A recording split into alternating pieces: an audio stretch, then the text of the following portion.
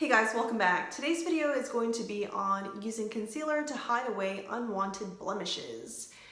If you've seen my other tutorial videos, you would know that I have dark circles under my eyes, redness under my nose, pretty common, but I also have acne scars and kind of this ongoing struggle with acne under my chin. So I do apply concealer both to hide blemishes and as a highlighter underneath my foundation. And I find that it works best when applied or blended in a certain way, which I'll go over step by step in this video. The concealers I'll be using today are Jouer's Essential High Coverage Concealer. It comes with a doe foot applicator. A bit of this product does go a long ways, and it is about 2 shades lighter than my skin tone because I do use it as a highlighter as well. And for blemishes that have more texture to it, like bumpiness, acne, even just oil buildup on my skin that turns into bumps, I tend to use this stick formula here. It is from Macquillage, a Japanese brand. I've actually had this for many years, but it hasn't dried out. The formula is still very creamy, easy to blend, and I just want to demonstrate or show you guys the color.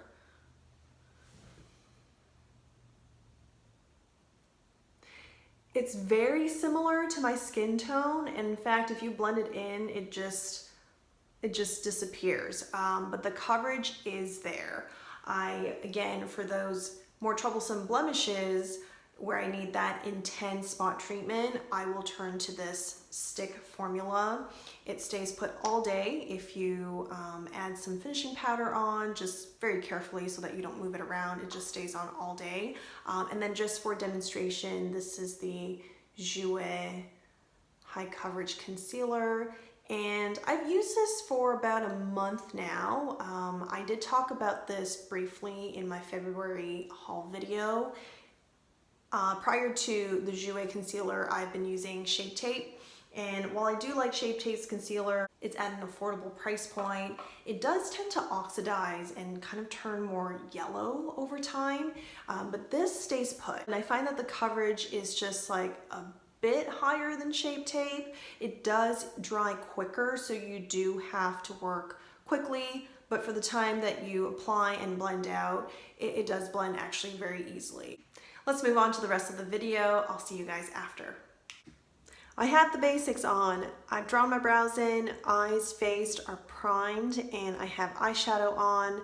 Let's take a look at the blemishes that I deal with every day. Dark circles under both eyes and redness under the nose, which is pretty common, as well as here on both sides. Basically, it's an imprint from wearing glasses almost every day. And then, of course, acne under the chin. It's actually not looking that bad, but I do conceal it whenever I wear makeup. I'm going to first start with the Jouer Essential High Coverage Concealer, and we're going to apply this in all those problematic areas. I'll just put a few dots here around my eye. I didn't mention this earlier, but there's also sun damage showing on both sides, more so on this side. So I want to make sure that when I blend it in, I add coverage to that area, and I'm going to put 2 dots right here near the inner corners of the eyes, and I'm going to just do that, and then add some here, and a little bit onto these spots on the chin. Optionally, you can also add concealer as highlight while you're covering your blemishes. So I will add a little bit of concealer here. And when you're using concealer as a highlight, you want to make sure the color is actually maybe 2 shades or so lighter than the rest of your skin, because you want that highlighting effect. When light hits on your face, these are the parts of my face that will appear lighter, giving it a very flattering definition. My preferred method of blending in concealer and highlight is to use a sponge, and this is already dampened. Now I'm going to go in with the pointed side of this beauty blender, and I'm going to work the product for an even application.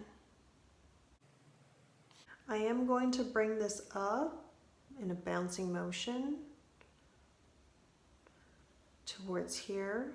It does open up the eye, and then I'm going to just make sure that when I'm placing this where the circles under my eyes are, the darkest parts, I'm doing that thoroughly and lightly.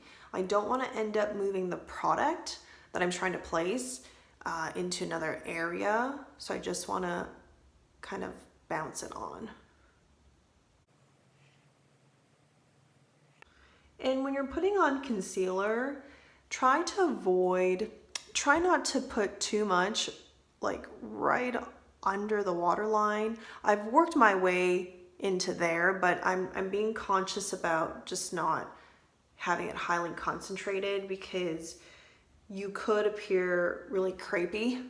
Your eyes kind of just have these lines that form as the product settles. Again, I'm just focusing on this area.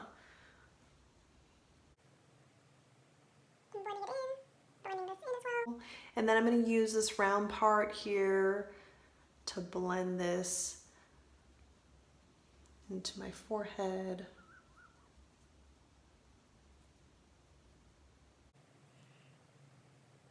And then since this is a smaller area, I went back towards the pointed side, just choosing a side off of here to blend this. So I just have more control. Okay, let's see what's left here. Under the chin, I'm going to use a rounded side. Again, just bouncing motion to blend it in. The major spots, I've put a dab of the concealer on it, but there might be some surrounding areas that's a little bit, there's redness to it, and you can feel free to, just as you work that spot in, to kind of move it into other areas here. Okay, I'm going to do a check to see that everything's blended in. Now I do have some spots here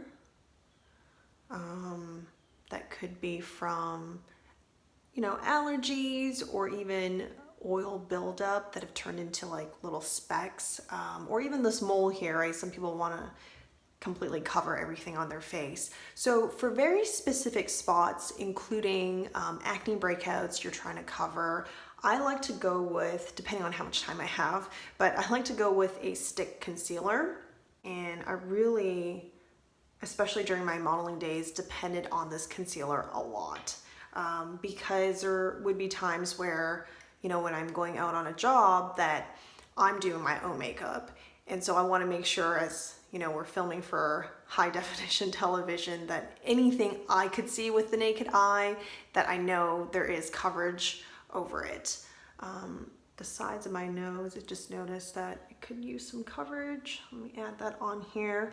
So with a stick concealer, why I like it is you can do very controlled, very precise applications with them. So let's just look at this blemish here.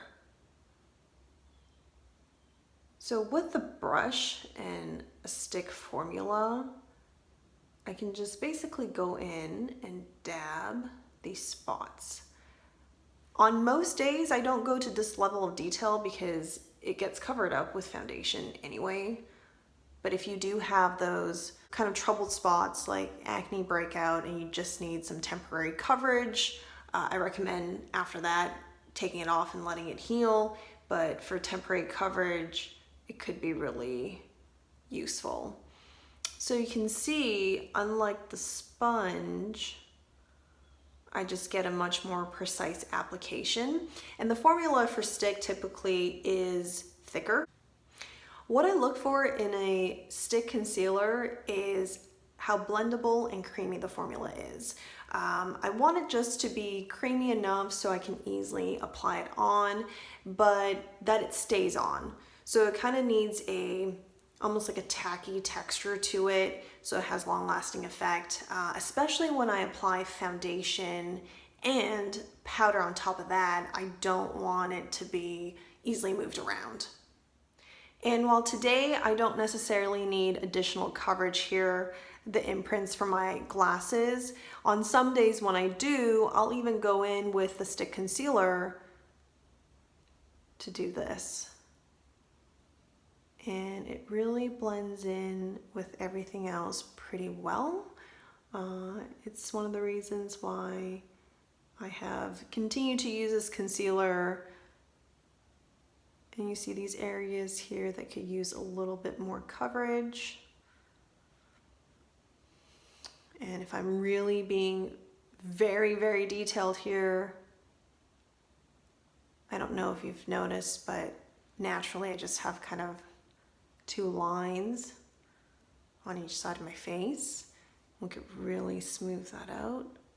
And it's very light. And because of the consistency, I know I can depend on it to stay put as I apply foundation. And for these parts here, you do have the option or the ability to go in with a beauty blender, just the pointed part, and kind of work it a bit and diffuse it into the surrounding area. Or you can use the brush as well, just depends what you're trying to conceal, and if it has like a very bumpy texture, like an acne breakout, you'd probably want to stick with the brush, because the moment you start using anything else that has a bigger surface to it, it's just gonna disperse and you're gonna lose coverage. So let's move on to applying foundation. As we're getting towards spring, I've come back around to my YSL Cushion foundation, and that's what we're gonna use today. Comes with this like small puff here. I'm gonna work the product on all the areas. I've added some cream blush and I'm ready for setting powder. Setting powder is really important to keep your product in place for a long amount of time. So I actually never leave the house without putting on setting powder if I've put makeup on. And that's really the key to make sure it stays intact and looking fresh for as long as possible. Starting with under the eyes, I'm going to use Hourglass's Ambient palette, and using this brush here, I really like this tapered point. I'm going to dab it into this light beige powder, and I'm going to apply it very lightly under my eyes. And I chose this powder to place under my eyes, and it's gonna be different from the rest of the face, you'll see in a minute. I just find that this powder doesn't quite set as deep into lines under the eyes, and it has a better effect right after application and hours into the day. So I found that this works really, really well. And then I'll even go in with this smaller brush here to add additional product, and then also to blend out what I've already placed there. I don't typically use powders with shimmer in them for setting, and that has a lot to do with just, again, during my modeling days or even for television work, you don't want to look shiny on camera. I think if you look radiant, that's one thing, but if you just look shiny because you accidentally use too much product that have shimmers in it, you want to absolutely avoid that, and it doesn't look flattering at all. But I find that with this powder, even when I'm taking photos with lighting and whatnot, it still appears very flattering. I would just be careful how much I'm applying and just to not go overboard with it. All right, now that that is set, yeah, I think that's a good amount. Now that that's set, let's move on to the rest of the face. For the rest of the face, I'm going to use this loose setting powder by 100% Pure Cosmetics, and I'll apply with this fluffy all over face brush. The only thing about loose setting powder is it tends to kind of go everywhere. And I use a buffing motion, just really lightly. And for the area here where we use that stick concealer with a tiny brush, instead of buffing it with this, I'm going to use a puff to apply powder on top. And that further helps put it into place. Now, if you're not used to using a puff, it might, well, just now you saw, it might look like I've put too much product on, but you can actually blend it in a little bit just by doing this. And we're gonna use a light hand, so again, not to move the product. I'm gonna finish the rest of my makeup and we'll come back for final thoughts. I hope you guys found that helpful. Concealers are very much part of my day-to-day whenever I do wear makeup. Share with me down below what concealers you like to wear, or if you're someone who doesn't like concealers or don't need concealers, I'm interested to know what your routine is like. Stay safe. I will see you guys in my next video.